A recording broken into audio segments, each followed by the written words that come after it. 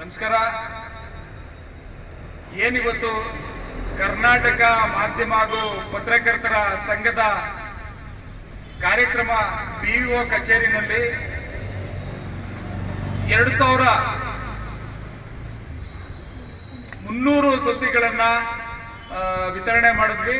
ಆ ನಿಟ್ಟಿನಲ್ಲಿ ಕಾರ್ಯಕ್ರಮವನ್ನ ರಾಜ್ಯಾಧ್ಯಕ್ಷರಾದಂತಹ ಕರ್ನಾಟಕ ಮಾಧ್ಯಮ ಪತ್ರಕರ್ತರ ಸಂಘದ ಕರ್ನಾಟಕ ರಾಜ್ಯಾಧ್ಯಕ್ಷರಾದಂತಹ ರಾಜಶೇಖರ್ ಅವರು ನಮ್ಮ ಮದ್ದೂರು ಭಾಗಕ್ಕೆ ಬಂದು ಈ ಕಾರ್ಯಕ್ರಮವನ್ನ ನೆರವೇರಿಸಿಕೊಟ್ರು. ಆ ನಿಟ್ಟಿನಲ್ಲಿ ಈ ಒಂದು ಕರ್ನಾಟಕ ಮಾಧ್ಯಮ ಪತ್ರಕರ್ತರ ಸಂಘದ ವತಿಯಿಂದ ಈ ಕಾರ್ಯಕ್ರಮ ಏನು ಹಮ್ಮಿಕೊಂಡಿದ್ವಿ ಬಿಇಒ ಕಚೇರಿನಲ್ಲಿ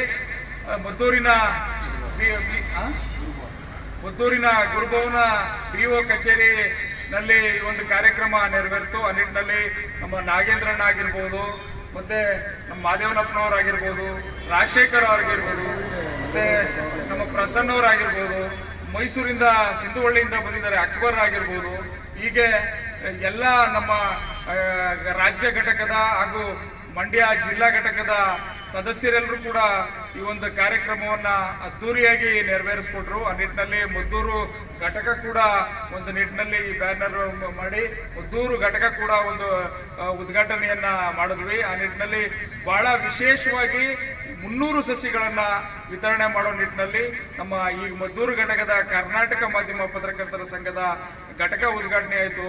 ಆ ನಿಟ್ಟಿನಲ್ಲಿ ಏನು ಸಸಿ ವಿತರಣೆ ಮಾಡಬೇಕು, ಈ 300 ಸಸಿಗಳನ್ನ ವಿತರಣೆ ಮಾಡಬೇಕು ಅನ್ನುವಂತ ಇವ್ರ ಉದ್ದೇಶ ಬಹಳ ಕರ್ನಾಟಕ ಮಾಧ್ಯಮ ಪತ್ರಕರ್ತರ ಸಂಘದ ಮದ್ದೂರು ಭಾಗದ ಉದ್ದೇಶ ಏನಪ್ಪಾ ಅಂತಂದ್ರೆ ಸಸಿಗಳನ್ನ ಒಂದು ಮಕ್ಕಳ ಮುಖಾಂತರ ಕೂಡ ಈ ಶಾಲೆಗಳಲ್ಲಿ ಏನು ಸಸಿಗಳನ್ನ ನೆಟ್ರೆ ಒಂದು ದೊಡ್ಡ ಮಟ್ಟದಲ್ಲಿ ಹಸಿರು ಆಗತ್ತೆ, ಆ ಶಾಲೆಯ ವಾತಾವರಣ ಎಲ್ಲ ಹಸಿರಾಗತ್ತೆ, ಈ ಪರಿಸರ ಕಾಳಜಿ ಎಲ್ಲ ಮಕ್ಕಳಲ್ಲಿ ಉಂಟಾಗುತ್ತೆ.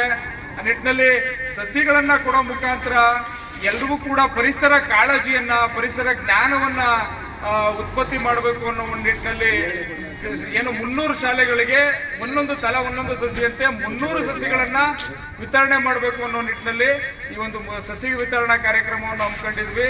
ಇವತ್ತು ಪರಿಸರ ಯಾವ ಮಟ್ಟಕ್ಕೆ ಏನು ಹಾನಿ ಆಗ್ತಾ ಇದೆ, ಪರಿಸರ ಮಾಲಿನ್ಯ ಆಗ್ತಾ ಇದೆ, ಮರಗಿಡಗಳ ಒಂದು ಏನು ಮಾರಣ ಹೋಮದಿಂದ ಯಾವ ರೀತಿ ಪರಿಸರದ ಮೇಲೆ ಬಹಳ ಹಾನಿಕರ ಉಂಟಾಗ್ತಾ ಇದೆ ಅನ್ನುವಂಥದ್ದನ್ನ ನಾವೆಲ್ಲರೂ ಕೂಡ ಇವತ್ತು ಆಕ್ಸಿಜನ್ ಗಾಳಿ ವ್ಯತ್ಯಾಸ ಆಗಿ ಅನುಭವಿಸ್ತಾ ಇದ್ದೀವಿ. ಈ ಕ್ಷಣದಲ್ಲಿ ಈ ಸಂದರ್ಭದಲ್ಲಿ ಒಂದೇ ಒಂದು ಸಣ್ಣ ವಿಚಾರವನ್ನ ಹೇಳ್ತೀನಿ. 80 ವರ್ಷದ ಒಬ್ಬ